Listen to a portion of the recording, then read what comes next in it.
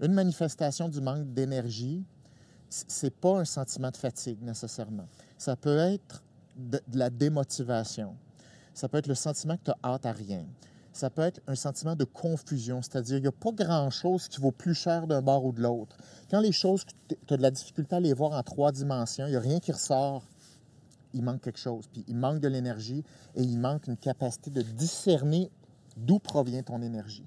Donc, ça fait partie des symptômes possibles que vous pouvez ressentir. Un autre phénomène accompagné au manque d'énergie, c'est que vous êtes plus sensible aux émotions négatives. Quand c'est un petit peu comme le vélo, si vous avez moins de momentum sur votre vélo, moins de force cinétique, moins de vitesse, n'importe quel petit mouvement sur votre vélo peut vous débalancer. OK? Vous allez être plus sensible à ça. Mais est-ce que ça veut dire que c'est ça directement le problème? C'est pas nécessairement ça le problème. Ça fait partie d'une équation qui est plus large, mais ce qu'il faut garder en tête, c'est que si vous voulez être solide sur un vélo, ça prend suffisamment d'énergie vers l'avant.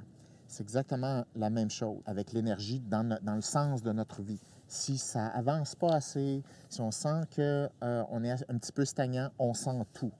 Et là, on se protège plus. Plus on se protège, moins on avance. Moins on avance, plus on se protège. Donc, vous voyez le cercle vicieux dans lequel il est facile de tomber. Et ça ne veut pas dire que c'est une fatalité. On peut sortir de là complètement, mais il faut avoir la technique pour ça. Il faut voir clair. C'est un des objectifs de l'événement Y.